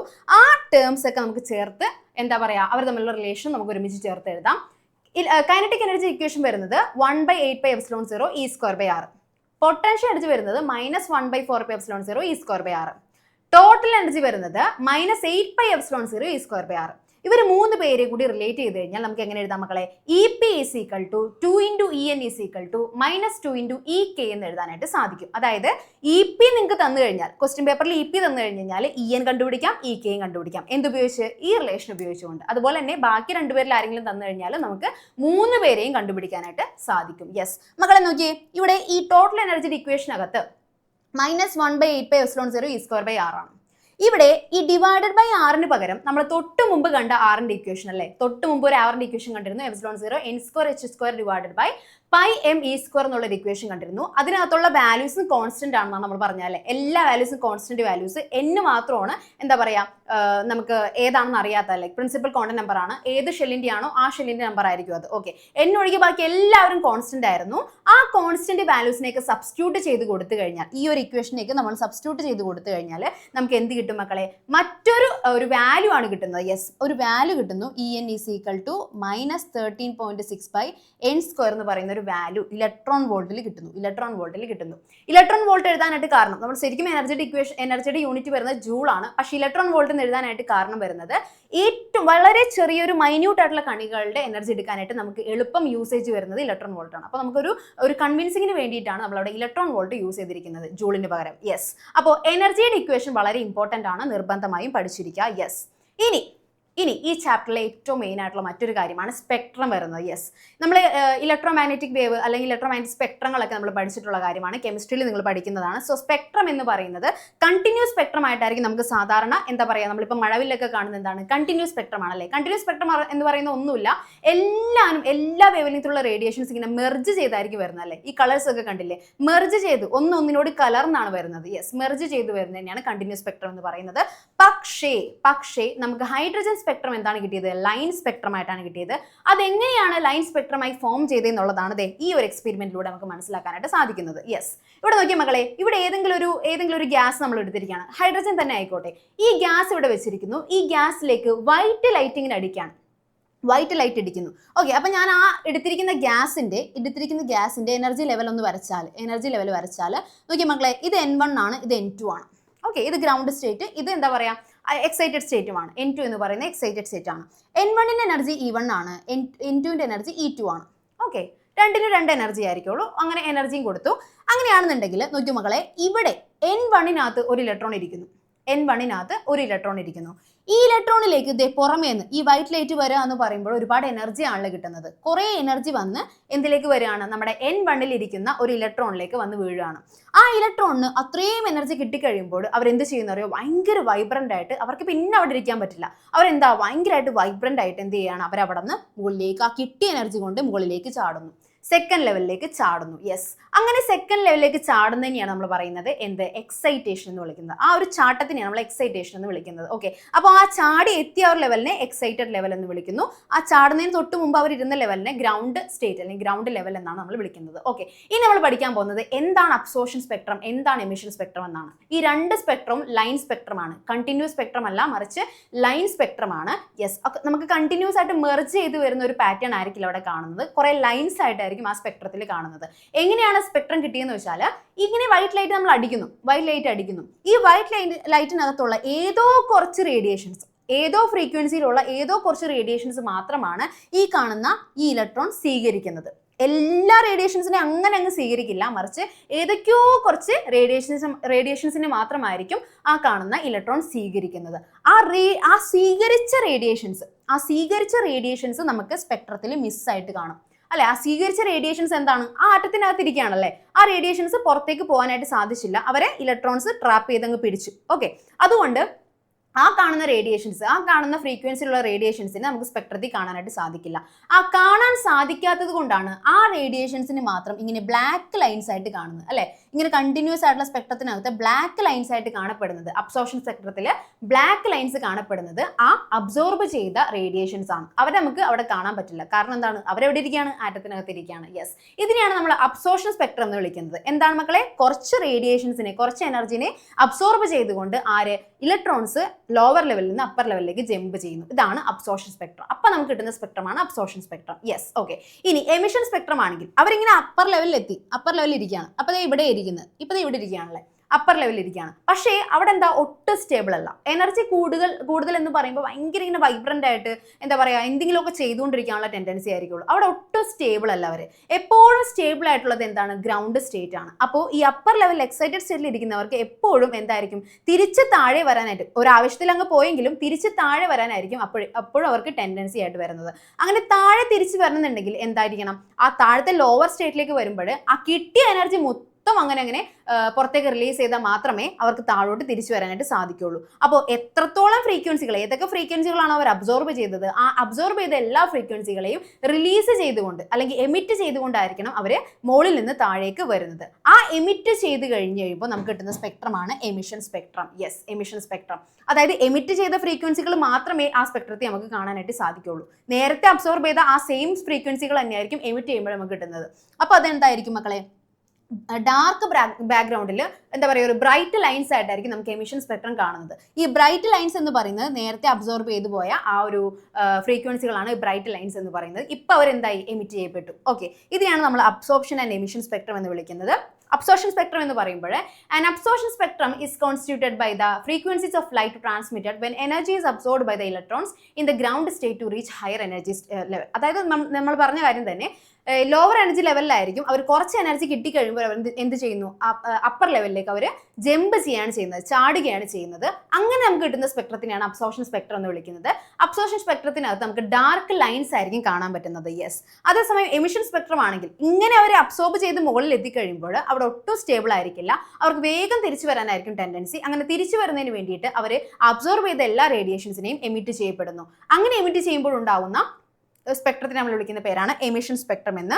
യെസ്, അവിടെ നമുക്ക് ബ്രൈറ്റ് ലൈൻസ് ആയിരിക്കും കാണാൻ പറ്റുന്നത്. ഇത് എന്തായാലും എഴുതണം കേട്ടോ, ബ്രൈറ്റും ഡാർക്കും ലൈൻസ് നിർബന്ധമായിട്ടും എഴുതിയിട്ടുണ്ടാവണം. നമ്മൾ നേരത്തെ അബ്സോർപ്ഷൻ സ്പെക്ട്രത്തിൽ കണ്ട ഡാർക്ക് ലൈൻസിന് എന്താ പറയുക, കറസ്പോണ്ടിങ് ആയിട്ടായിരിക്കും ഇവിടെ ബ്രൈറ്റ് ലൈൻസ് ആയിട്ട് കാണുന്നത്. എന്താ കാരണം, നമ്മൾ നേരത്തെ അബ്സോർബ് ചെയ്ത അതേ റേഡിയേഷൻസ് തന്നെയായിരിക്കും ഇവിടെ എമിറ്റ് ചെയ്യുന്നത്. യെസ്, ഓക്കെ, അതാണ് അപ്പോൾ അബ്സോർപ്ഷൻ ആൻഡ് എമിഷൻ സ്പെക്ട്രം. ഈ സ്പെക്ട്രമാണ് ഹൈഡ്രജന്റെ ലൈൻ സ്പെക്ട്രമാണ് ഈ കൊടുത്തിരിക്കുന്നത്. നിങ്ങൾ കെമിസ്ട്രിയിലും ഇത് വളരെ ക്ലിയർ ആയിട്ട് പഠിക്കുന്നതാണല്ലേ, ഓരോ സീരീസ് ലൈമാൻ ബാൾമർ അങ്ങനെ ഓരോ സീരീസും ക്ലിയർ ആയിട്ട് പഠിക്കുന്നതാണ്. ഒന്നുമില്ല മക്കളെ, ഓരോ ലെവലിൽ നിന്ന്, അതായത് നമുക്ക് തൊട്ട് മുകളിലുള്ള ലെവലിൽ നിന്ന് മാത്രമല്ല ജമ്പ് ചെയ്യാനായിട്ട് സാധിക്കുന്നത്. N3 ജമ്പ് ചെയ്യാം, N2 N4 ജമ്പ് ചെയ്യാം, ഏത് ലെവലിൽ നിന്ന് വേണമെങ്കിലും. N ഇൻഫിനിറ്റി ഉണ്ടെങ്കിൽ അവിടെ നിന്ന് വരെ നമുക്ക് എന്ത് ചെയ്യാൻ പറ്റും, ഇലക്ട്രോൺസിന് ഏറ്റവും ലോവർ ലെവലിലേക്ക് ജമ്പ് ചെയ്യാനായിട്ട് സാധിക്കും. ഏറ്റവും ലോവർ ലെവലിലേക്ക് മാത്രമല്ല, അതിന് മുകളിലുള്ള ലെവലിലേക്കും ജമ്പ് ചെയ്യാം. അതായത് ഏതെങ്കിലും ഒരു ലെവൽ എടുത്തു കഴിഞ്ഞാൽ അതിന് തൊട്ട് മുകളിലുള്ള എല്ലാ ലെവലിൽ നിന്നും എന്താ ആ ഒരു ഫസ്റ്റ് ലെവലിലേക്ക് ജമ്പ് ചെയ്യാനായിട്ട് സാധിക്കും. മനസ്സിലായോ? തൊട്ട് മുകളിലുള്ള ലെവലിൽ മാത്രമല്ല ബാക്കി എല്ലാ ലെവൽസിൽ നിന്നും നമുക്ക് ജമ്പ് ചെയ്യാനായിട്ട് സാധിക്കും. Okay, and okay, energy levels നമുക്കറിയാം. എനർജിയുടെ ഇക്വേഷൻ നമ്മൾ കണ്ടുപിടിച്ചു. That is -13.65 n² electron volt ആണ്. വളരെ ഇമ്പോർട്ടൻ്റ് ആയിട്ടുള്ള ഒരു ഇക്വേഷൻ ആണ്. യെസ്, നിങ്ങൾ അത് പെട്ടിയിലിട്ട് വെച്ചോ. ഓക്കെ, അപ്പോൾ ഈ ഒരു ഇക്വേഷൻ ഉപയോഗിച്ചിട്ട് ഏത് ഓർബിറ്റലിന്റെ വേണമെങ്കിലും എനർജി നമുക്ക് കണ്ടുപിടിക്കാനായിട്ട് സാധിക്കും. Okay, n is equal to 1 ആണെങ്കിൽ അത് കണ്ടുപിടിക്കാം, n ഈസ് ഈക്വൽ ടു 2 ആണെങ്കിൽ അത് കണ്ടുപിടിക്കാം. ഏത് ഓർബിറ്റലിന്റെയും എനർജി നമുക്ക് ഈ ഒരു ഇക്വേഷൻ ഉപയോഗിച്ചിട്ട് കണ്ടുപിടിക്കാനായിട്ട് സാധിക്കും. ഓക്കെ, അപ്പോൾ ഫസ്റ്റ് ഓർബിറ്റലിന്റെ എനർജി, ഫസ്റ്റ് ഓർബിറ്റലിന്റെ എല്ലാ ഇലക്ട്രോൺസിനും സെയിം എനർജി ആയിരിക്കും. ഓക്കെ, അപ്പോൾ ഫസ്റ്റ് ഓർബിറ്റലിന്റെ എനർജി കാണാനായിട്ട് ഒന്നുമില്ല മക്കളെ, ഈ എന്നിന് പകരം നമ്മൾ എന്തിട്ട് കൊടുത്താൽ മതി, 1 ഇട്ട് കൊടുത്താൽ മതി. അപ്പോൾ നമുക്ക് എത്ര വാല്യൂ കിട്ടും, -13.6 ഇലക്ട്രോൺ വോൾട്ട് എന്ന് കിട്ടും. സെക്കൻഡ് ഓർബിറ്റലിന്റെ എനർജി കാണാനായിട്ട് ഒന്നുമില്ല, സെയിം കാര്യം തന്നെ, എന്നിന് പകരം 2 സബ്സ്റ്റിറ്റ്യൂട്ട് ചെയ്ത് കൊടുത്താൽ സെക്കൻഡ് ഓർബിറ്റലിന്റെ കിട്ടും. അപ്പോൾ നമുക്ക് -3.4 ഇലക്ട്രോൺ വോൾട്ട് എന്ന് കിട്ടും. 3 സബ്സ്റ്റിറ്റ്യൂട്ട് ചെയ്ത് കഴിഞ്ഞാൽ തേർഡ് ഓർബിറ്റലിന്റെ, 4 സബ്സ്റ്റിറ്റ്യൂട്ട് ചെയ്യുന്നത് ഫോർത്ത് ഓർബിറ്റലിന്റെ, അങ്ങനെ കണ്ടിന്യൂസ് ആയിട്ട് മക്കളെ എല്ലാ ഓർബിറ്റൽസിന്റെയും എനർജി നമുക്ക് ഈ ഇക്വേഷൻ ഉപയോഗിച്ചിട്ട് സിമ്പിൾ ആയിട്ട് കാൽക്കുലേറ്റ് ചെയ്യാനായിട്ട് സാധിക്കും. അതേസമയം n is equal to infinity, infinity എന്ന് പറയുന്നത് ശരിക്കും പറഞ്ഞു കഴിഞ്ഞാൽ ആറ്റത്തിന്റെ പുറത്ത് നിന്നാണ് അതിന്റെ അർത്ഥം. അതായത് n ഈസ് ഈക്വൽ ടു 1 2 3 3 അങ്ങനെ ഇൻക്രീസ് ചെയ്ത് പോവുകയാണ്. ഓർബിറ്റൽസ് ഇങ്ങനെ ഇൻക്രീസ് ചെയ്ത് ഒരു ഘട്ടം എത്തിക്കഴിയുമ്പോൾ നമ്മുടെ ആറ്റത്തിന്റെ പുറത്തേക്ക് പോയി. ആ പുറത്തേക്ക് പോകുന്നതിനാണ് നമ്മൾ n is equal to infinity എന്ന് പറയുന്നത്. n ഈസ് ഈക്വൽ ടു ഇൻഫിനിറ്റിയിലാകുമ്പോൾ എനർജി എന്തായിരിക്കും മക്കളെ, 0 ആയിരിക്കും നമുക്ക് വരുന്നത്. ഒന്നുമില്ല, ഇവിടെ ഡിവൈഡഡ് ബൈ ഇൻഫിനിറ്റി വന്നു കഴിഞ്ഞാൽ ഏതൊരു സംഖ്യനെയും ഡിവിഷനിൽ ഇൻഫിനിറ്റി വന്നു കഴിഞ്ഞാൽ അതിന്റെ ആൻസർ 0 ആയിരിക്കും. അപ്പോൾ നമുക്ക് ഈ ഇൻഫിനിറ്റി എന്ന് പറയുന്നത് 0 എന്നും കിട്ടുന്നു. യെസ്, ഇതേ മക്കളെ, ഇപ്പൊ നമ്മൾ കണ്ടുപിടിച്ച എനർജി വെച്ചിട്ടുള്ള ഒരു എനർജി ലെവൽ ഡയഗ്രാം ആണ് ഈ കൊടുത്തിട്ടുള്ളത്. ഓക്കെ, ഒന്നുമില്ല, ഗ്രൗണ്ട് സ്റ്റേറ്റിൽ -13.6 നമ്മൾ കാൽക്കുലേറ്റ് ചെയ്ത് കണ്ടുപിടിച്ചു. സെക്കൻഡ് ലെവലിനകത്ത് എനർജി വരുന്നത് -3.4 ആണ്. തേർഡ് ലെവലിൽ -1.51 ആണ്. ഫോർത്ത് ലെവലിൽ -0.85 ആണ്. അങ്ങനെ പോയി n ഇൻഫിനിറ്റി ആയി കഴിഞ്ഞാൽ അവിടുത്തെ എനർജി വരുന്നത് 0 ആയിരിക്കും. Yes, okay. എക്സൈറ്റേഷൻ എനർജി ഒന്നുമില്ല, എക്സൈറ്റേഷൻ എനർജി എന്ന് പറയുന്നത് ഏതെങ്കിലും ഒരു ലെവലിൽ നിൽക്കുന്ന ഒരു ഇലക്ട്രോണിന് കുറച്ച് എനർജി കിട്ടുമ്പോൾ അവരെന്ത് ചെയ്യുന്നു, എക്സൈറ്റ് ചെയ്യപ്പെടുന്നു അല്ലെ, അവർ തൊട്ട് മുകളിലുള്ള ആ ഒരു ലെവലിലേക്ക് ജമ്പ് ചെയ്യപ്പെടുന്നു. ഓക്കെ, ആ ഒരു എനർജി എത്രത്തോളം എനർജി സ്വീകരിച്ചുകൊണ്ടാണ് അവർ ജമ്പ് ചെയ്തെന്നുള്ളതാണ് എക്സൈറ്റേഷൻ എനർജി എന്ന് പറയുന്ന വാക്കുകൊണ്ട് ഉദ്ദേശിക്കുന്നത്. ഓക്കെ, ഇവിടെ നമുക്ക് first excitation energy, second excitation energy എന്ന് പറയുന്ന ടേംസ് ഉണ്ട് കേട്ടോ. ഫസ്റ്റ് എക്സൈറ്റേഷൻ എനർജി എന്ന് പറയുന്നത് ഗ്രൗണ്ട് ലെവലിൽ നിന്ന് ഫസ്റ്റ്, അതായത് തൊട്ട് മുകളിലുള്ള സ്റ്റേറ്റിലേക്ക്, ഗ്രൗണ്ട് ലെവലിൽ നിന്ന് തൊട്ട് മുകളിലുള്ള ഫസ്റ്റ് എക്സൈറ്റേഷൻ ലെവലിലേക്ക് ചാടുന്നതിന് വേണ്ടിയിട്ടുള്ള എനർജിയാണ് ഫസ്റ്റ് എക്സൈറ്റേഷൻ എനർജി.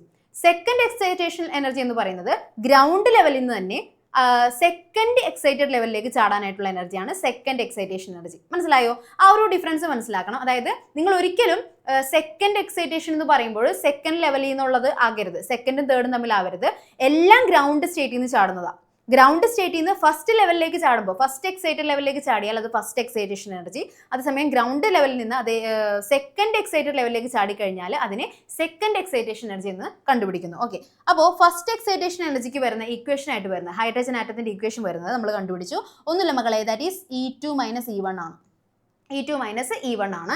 E2 നമുക്കറിയാം -3.4 ആയിരുന്നു, E1 അറിയാം -13.6 ആയിരുന്നു. അങ്ങനെയാണെങ്കിൽ അതിൽ നിന്ന് നമ്മൾ -3.4ൽ നിന്ന് -13.6 മൈനസ് ചെയ്ത് കഴിയുമ്പോൾ നമുക്ക് കിട്ടുന്നത് 10.2 ഇലക്ട്രോൺ വോൾട്ട് ആയിരിക്കും. യെസ്, അപ്പോൾ ഫസ്റ്റ് എക്സൈറ്റേഷൻ എനർജിയുടെ വാല്യൂ വരുന്നത് 10.2 ഇലക്ട്രോൺ വോൾട്ട് ആണ്. ഇനി സെക്കൻഡ് എക്സൈറ്റേഷൻ എനർജി നമ്മൾ പറഞ്ഞു, ഇത് ഗ്രൗണ്ട് ലെവലിൽ നിന്ന് എന്താ പറയുക സെക്കൻഡ് എക്സൈറ്റേഷൻ ലെവലിലേക്ക് ചാടുമ്പോഴുള്ള എനർജിയാണ്. ആൻഡ് അത് നമ്മൾ മൈനസ് ചെയ്യുമ്പോൾ എന്താണ്, സെക്കൻഡ് എക്സൈറ്റഡ് ലെവലിൻ്റെ എടുക്കണം. സോ N2ൻ്റെ എടുത്തിട്ട് നമ്മൾ എന്ത് എഴുതണം, സോറി N3യുടെ എടുത്തിട്ട് നമ്മൾ എന്ത് എഴുതണം, അതിൽ നിന്ന് N1ൻ്റെ മൈനസ് ചെയ്യണം. ഓക്കെ, അപ്പോൾ ആ ഒരു രീതിക്കാണ് സെക്കൻഡ് എക്സൈറ്റേഷൻ വരുന്നത്. ഈ തേർഡ് ആണെങ്കിൽ എന്ത് വരുന്നു, ഗ്രൗണ്ട് സ്റ്റേറ്റിൽ നിന്ന് തേർഡ് എക്സൈറ്റേഷൻ ലെവലിലേക്ക് ചാടുമ്പോഴുള്ള എനർജി ആയിരിക്കും തേർഡ് എക്സൈറ്റേഷൻ എനർജി ആയിട്ട് വരുന്നത്. സോ നമുക്ക് ഇതിന്റെ വാല്യൂ -12.09 ഇലക്ട്രോൺ വോൾട്ട് എന്നാണ് വരുന്നത്. ഓക്കെ, ആൻഡ് നെക്സ്റ്റ് ഒരു ടേം കൂടി ഉണ്ട്, അയണൈസേഷൻ എനർജി. ഒന്നുമില്ല മക്കളെ, നമ്മൾ പുറമേ നിന്ന് വന്നുകൊണ്ട് ആ ആറ്റത്തിനകത്തുള്ള ഔട്ടർ ഷെല്ലിൽ നിന്ന് ഒരു ഇലക്ട്രോണിനെ പറിച്ചെടുത്താൽ അല്ലേ, നമ്മൾ പുറത്തുനിന്ന് വന്നിട്ട് നമുക്ക് എന്താണ് ആ ഒരു ഔട്ടർ മോസ്റ്റ് ഷെല്ലിലുള്ള ഇലക്ട്രോണിനെ പുറത്തേക്ക് പറിച്ചെടുക്കണമെങ്കിൽ അതിന് നമ്മളൊരു എനർജി പ്രയോഗിക്കണം. ആ എനർജിനെ വിളിക്കുന്ന പേരാണ് ionization energy. Ionization is a process of knocking an electron out of the atom. ആറ്റത്തിൽ നിന്ന് ഒരു ഇലക്ട്രോണിനെ നോക്ക് ഔട്ട് ചെയ്യാണ്, പുറത്തേക്ക് ഇങ്ങനെ നമ്മൾ എടുത്തു മാറ്റുകയാണ്. ആ ഒരു പ്രോസസ്സിനെ വിളിക്കുന്ന പേരാണ് അയണൈസേഷൻ. അതിന് വേണ്ട എനർജിയാണ് ionisation energy. Okay, hydrogen ionisation energy എന്ന് പറയുമ്പോൾ ഈ ഇൻഫിനിറ്റി -En ആയിരിക്കും. പുറമേ നിന്ന് വരുമ്പോൾ ആ ഒരു ഔട്ടർ മോസ്റ്റ് ഷെൽ എന്ന് പറയുന്നത് ഈ ഇൻഫിനിറ്റി ആണ്. ഇൻഫിനിറ്റിയിലുള്ള എനർജി 0 ആണെന്ന് നമുക്കറിയാം. -E1 എത്രയാണ് മക്കളെ, 13.6 ആണ്. സോ നമ്മൾ എന്ത് ചെയ്താൽ മതി, 0 - -13.6 ചെയ്ത് കഴിയുമ്പോൾ നമുക്ക് എന്ത് കിട്ടും, അയണൈസേഷൻ എനർജി ഓഫ് ഹൈഡ്രജൻ കിട്ടും. ദാറ്റ് ഈസ് 13.6 ഇലക്ട്രോൺ വോൾട്ട് തന്നെ. യെസ്, ഇനി ബോർ മോഡലിന് കുറച്ച് ഡ്രോബാക്സ് ഉണ്ട്. കുറച്ച് എന്താ പറയുക, ഏത് മോഡൽ എടുത്തു കഴിഞ്ഞാലും കുറേ നല്ല കാര്യങ്ങളുണ്ട്, അതിൻ്റെ ഒപ്പം തന്നെ കുറച്ച് ചീത്ത കാര്യങ്ങളുണ്ട് അല്ലേ. അതേപോലെ തന്നെ എന്താണ് ബോറിന്റെ മോഡലിനും എന്താണ് കുറച്ച് ഡ്രോബാക്സ് ഉണ്ട്. അതിൽ ഒന്നാമത്തെ ഡ്രോബാക്ക് ആയിട്ട് വരുന്നത് ബോർ മോഡലിന്റെ ഡ്രോബാക്സ് വളരെ ഇമ്പോർട്ടൻ്റ് ആണ്. ബോറിന്റെ ഡ്രോബാക്സ് കണ്ടിന്യൂസ് ആയിട്ട് എക്സാമിന് ചോദിക്കുന്നതാണ്, വളരെ ഇമ്പോർട്ടൻ്റ് ആണ്.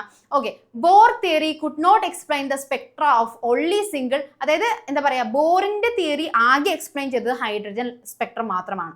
ഹൈഡ്രജന്റെ ലൈൻ സ്പെക്ട്രം മാത്രം എക്സ്പ്ലെയിൻ ചെയ്യാനേ ബോറിന് പറ്റുള്ളൂ. അതേസമയം ഹീലിയം പോലെ, അതായത് ഹൈഡ്രജന്റെ തൊട്ട് മുകളിൽ കിടക്കുന്ന ആളാണ് ഹീലിയം, ഹീലിയത്തിന്റെ വരെ എക്സ്പ്ലെയിൻ ചെയ്യാനായിട്ട് ബോറിന് പറ്റിയില്ല. അതെ, അപ്പോൾ നിങ്ങൾ ഹയർ ആറ്റോമിക് നമ്പർ ഉള്ള എലമെന്റ്സിന്റെ കാര്യം ഒന്ന് ആലോചിച്ച് നോക്കി, അവരുടെ ഒന്നും ഒരു രീതിക്കും എക്സ്പ്ലെയിൻ ചെയ്യാനായിട്ട് ബോർ മോഡലിന് സാധിച്ചില്ല. ആകെ ഹൈഡ്രജന്റെ ഏറ്റവും കുഞ്ഞ് എലമെന്റ് ആയിട്ടുള്ള ഹൈഡ്രജന്റെ ലൈൻ സ്പെക്ട്രം മാത്രം എക്സ്പ്ലെയിൻ ചെയ്യാനായിട്ട് ബോറിന് സാധിച്ചുള്ളൂ. അത് തന്നെയാണ് ഒന്നാമത്തെ ഡ്രോബാക്ക് ആയിട്ട് വരുന്നത്.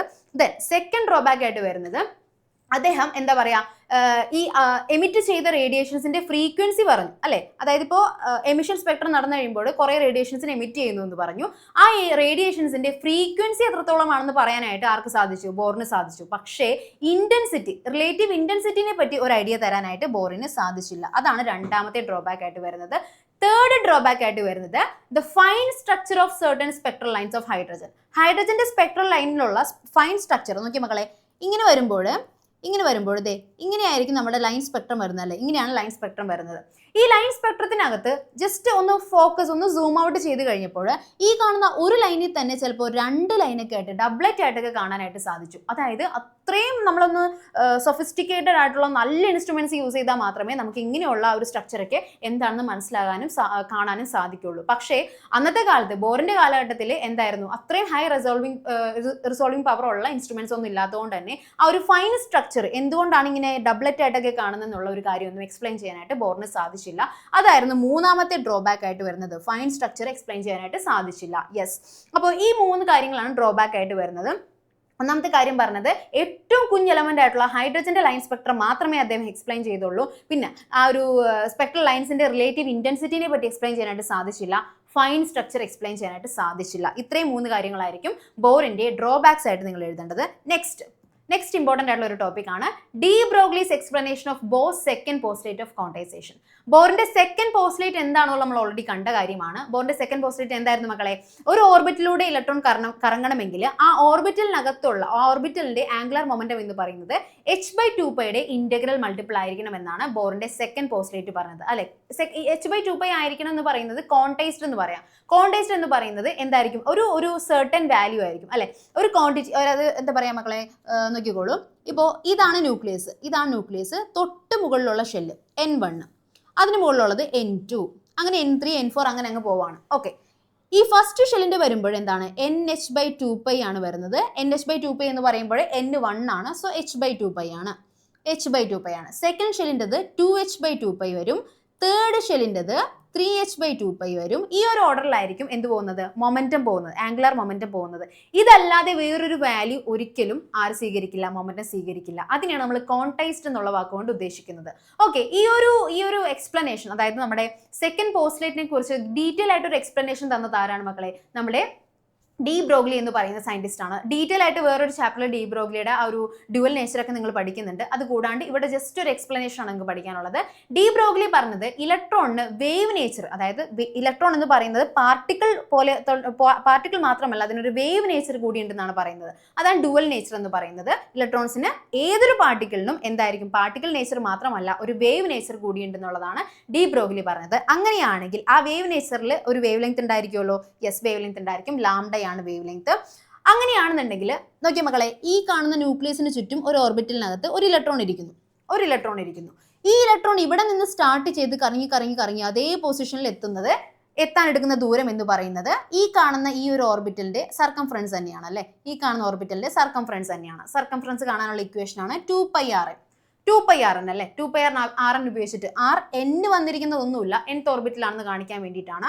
അപ്പോൾ ഈ ഒരു ഇക്വേഷൻ ഉപയോഗിച്ചിട്ട് നമുക്ക് എന്ത് കണ്ടുപിടിക്കാൻ പറ്റും? ഈ ഒരു ഇലക്ട്രോൺ സഞ്ചരിച്ച ആ ഒരു ദൂരം, ആ ഒരു റെവല്യൂഷന് വേണ്ടിയിട്ട് എടുത്ത ആ ഒരു ദൂരം കണ്ടുപിടിക്കാനായിട്ട് സാധിക്കും. സോ 2πRn = n λ എന്നാണ് ആര് പറഞ്ഞത്? ഡി ബ്രോഗ്ലി പറഞ്ഞത്. n λയ്ക്കകത്ത് ലാംഡ വരുന്നത് ഡി ബ്രോഗ്ലി വേവ് ലെങ്ത് ആണ്. Okay, 2πrn is equal to n lambda എന്ന് പറയുന്ന ഈ ഇക്വേഷൻ ഉപയോഗിച്ചുകൊണ്ട് അദ്ദേഹം എന്ത് എക്സ്പ്ലെയിൻ ചെയ്തു? നമ്മുടെ ബോറിന്റെ സെക്കൻഡ് പോസ്റ്റ്ലേറ്റ് എക്സ്പ്ലെയിൻ ചെയ്തു. എങ്ങനെയാണെന്ന് നോക്കാം. നമുക്കറിയാം 2πrn is equal to n lambda. ഇപ്പൊ കണ്ടുപിടിച്ച കാര്യം 2πrn is equal to n lambda. Lambda എന്ന് പറയുന്നത് ഡി ബ്രോഗ്ലി വേവ് ലെങ്ത് ആണ്. അതിന്റെ വാല്യൂ വരുന്നത് h/p ആണ്, Planck's constant by momentum. Momentum എത്രയാണെന്ന് അറിയാം, മാസ് ഇൻറ്റു വെലോസിറ്റി ആണെന്ന് അറിയാം. അങ്ങനെയാണെങ്കിൽ h/pക്ക് പകരം ഞാൻ എഴുതാണ് മാസ് ഇൻറ്റു വെലോസിറ്റി. മൊമെന്റത്തിന് പകരം മാസ് ഇൻറ്റു വെലോസിറ്റി എന്ന് എഴുതി. So lambda is equal to h/mv എന്ന് കിട്ടി. അങ്ങനെയാണെങ്കിൽ 2πrn is equal to n into ഈ ലാംഡയ്ക്ക് പകരം ഇപ്പൊ കണ്ടുപിടിച്ച h/2π ഞാൻ സബ്സ്റ്റിറ്റ്യൂട്ട് ചെയ്യാണ്. n into h/mv. h/mv. മക്കളെ, നമ്മുടെ ഇക്വേഷൻ ഏകദേശം റെഡി ആയിട്ടുണ്ട്. വേറെ ഇനി പ്രത്യേകിച്ച് കാര്യങ്ങളൊന്നും ചെയ്യാനില്ല. നമ്മളൊന്ന് റീഅറേഞ്ച് എഴുതി കഴിഞ്ഞാൽ നമുക്ക് കിട്ടും. ദാറ്റ് ഈസ് ഒന്നുമില്ല മക്കളെ, MVRN is equal to NH/2π എന്ന് കിട്ടുന്നു. MVRN is equal to NH/2π. ഒന്നുമില്ല, MVയെ ഈ സൈഡിലേക്കും 2πനെ ഈ സൈഡിലേക്കും കൊണ്ടുവന്നു. അപ്പോൾ നമുക്ക് MVRN is equal to NH/2π എന്ന് കിട്ടി. ഒരു ചെറിയ റീഅറേഞ്ച്മെന്റ് ആണ് നമ്മൾ നടത്തിയത്. ഓക്കെ, MVRN എന്ന് പറയുന്നത് എന്താണ് മക്കളെ? ആംഗുലാർ മൊമെന്റം ആണല്ലേ. ആംഗുലാർ മൊമെന്റം L ആണ്. L is equal to NH/2π അല്ലെ. ഇതായിരുന്നില്ല സെക്കൻഡ് പോസ്റ്റ്ലേറ്റ്. ബോറിന്റെ സെക്കൻഡ് പോസ്റ്റ്ലേറ്റിലേക്ക് നമ്മൾ തിരിച്ചെത്തിയിരിക്കുകയാണ്. അത് നമുക്കൊന്ന് എക്സ്പ്ലെയിൻ ചെയ്യാനായിട്ട് സഹായിച്ച ആളായിരുന്നു ഡി ബ്രോഗ്ലി എന്ന് പറയുന്നത്. എക്സ്പ്ലെയിൻ ചെയ്യാനായിട്ട് യൂസ് ചെയ്ത ഇക്വേഷൻ ആണ് ഈ ഡി ബ്രോഗ്ലി ഇക്വേഷൻ.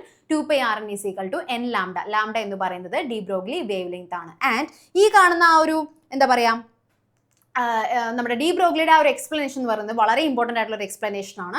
അത് വെച്ചിട്ടാണ് നമ്മൾ ആ ഒരു സെക്കൻഡ് പോസ്റ്റ്ലേറ്റിന്റെ ആ ഒരു എങ്ങനെയാണ് ആ ഇക്വേഷനിലേക്ക് എത്തിയത്, എന്തുകൊണ്ടാണ് ആംഗുലർ മൊമെന്റം, ഏതൊരു ഓർബിറ്റലിലും ആംഗുലർ മൊമെന്റം ഇത്രയും തന്നെ ആവണമെന്ന് നിർബന്ധം വന്നത് എന്തുകൊണ്ടാണെന്നുള്ള കാര്യം ഡി ബ്രോഗ്ലി എക്സ്പ്ലെയിൻ ചെയ്തു തന്നു. അപ്പോൾ ഇത്രയും കാര്യങ്ങളാണ് ഈ ചാപ്റ്ററിൽ മെയിൻ ആയിട്ട് പഠിക്കാനുള്ളത്. എന്തൊക്കെയാണ് മക്കളെ?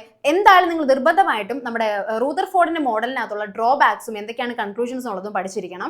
പിന്നെ ബോറിന്റെ 3 പോസ്റ്റ്ലേറ്റ്സും അതുപോലെ തന്നെ ഡ്രോബാക്സും നിർബന്ധമായിട്ടും പഠിച്ചിരിക്കണം. അതുപോലെ ഈ കാണുന്ന കുറച്ച് ഇക്വേഷൻസ്, എനർജിയുടെ ഡെറിവേഷൻസ്, ഈ കാര്യങ്ങളാണ് ഈ ചാപ്റ്ററിൽ മെയിൻ ആയിട്ട് വരുന്നത്.